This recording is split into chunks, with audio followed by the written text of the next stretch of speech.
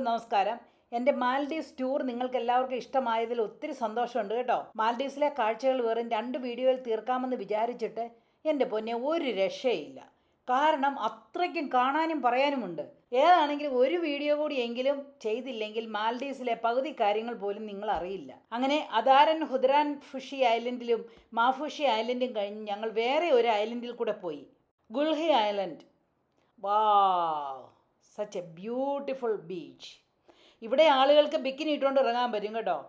ഇവിടെ ധാരാളം ബീച്ച് വില്ലാസം ഉണ്ടായിരുന്നു. എന്ന് വെച്ചാൽ ഓരോ വില്ലകളും ബീച്ചിനെ അഭിമുഖീകരിച്ചാണ് ഉള്ളത്. ബെഡ്റൂമിലിരുന്ന് നോക്കിയെന്നാൽ സൺസെറ്റും സൺറൈസും ഒക്കെ കാണാൻ സാധിക്കും. എൻ്റെ പൊന്നെ, ഈ വെള്ളത്തിൻ്റെ നിറം കണ്ടോ?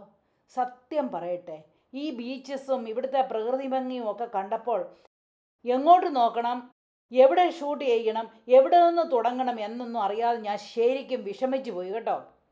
അതിലുപരി എനിക്ക് ഈ വെള്ളത്തിൽ ചാടാനായിട്ട് അങ്ങ് ധൃതിയുമായി. ഞാൻ ഒരു വിധത്തിലെല്ലാം ഒപ്പിച്ചെന്ന് വരുത്തി. ഫോട്ടോഷൂട്ടിന് ഇഷ്ടം പോലെ ഇടങ്ങളുണ്ടായിരുന്നു കേട്ടോ.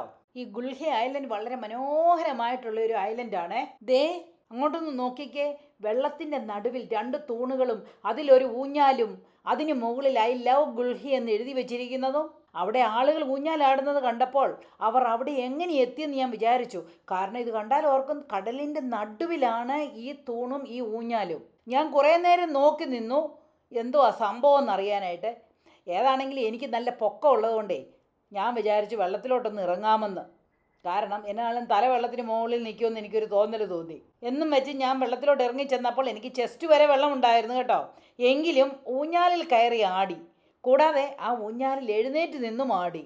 വാവ്, such an unforgettable sweet memories. ഈ ബീച്ചിൽ ഇങ്ങനെയൊന്നും നടക്കാൻ കഴിഞ്ഞതിൽ എനിക്ക് ഒരുപാട് സന്തോഷം തോന്നി. ഭയങ്കര വെയിലായിരുന്നു കേട്ടോ.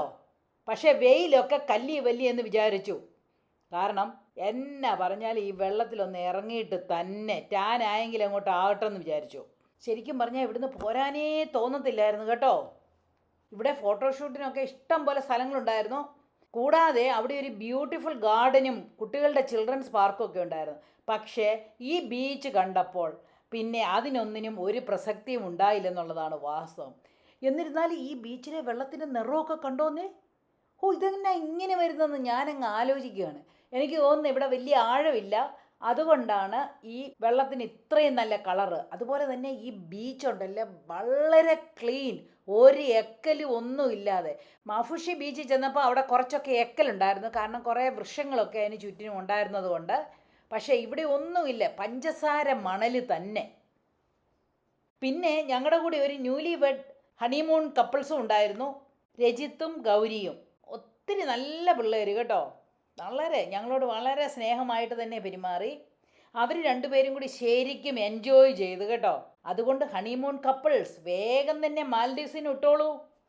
ഞാൻ ആ ബീച്ചിൽ കുറേ നേരം തുള്ളിച്ചാടി തന്നെ നടന്നു. വെള്ളമെടുത്ത് മുകളിലോട്ട് എറിഞ്ഞു, കാലുകൊണ്ട് തെറിപ്പിച്ചു. ആരെന്ത് വിചാരിച്ചാൽ എനിക്കൊരു കുഴപ്പമില്ല. എനിക്ക് സന്തോഷം തരുന്ന കാര്യം ഞാൻ ചെയ്യും. എങ്കിലും ഞാനൊന്ന് പറഞ്ഞോട്ടെ, എന്നേക്കാളും ആരോഗ്യവും പണവും ഒക്കെയുള്ള ധാരാളം പേരുണ്ട്.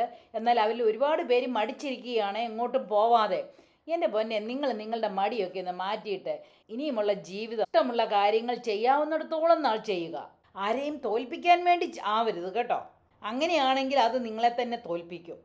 സ്വന്തം ഇഷ്ടത്തോടു കൂടി കിട്ടുന്ന ഓരോ നിമിഷവും ആസ്വദിച്ച് ജീവിക്കുക. അപ്പോൾ സെറ്റല്ലേ? മാൽഡീവ്സ് ഒരു അടിപൊളി സ്ഥലമാണ് കേട്ടോ.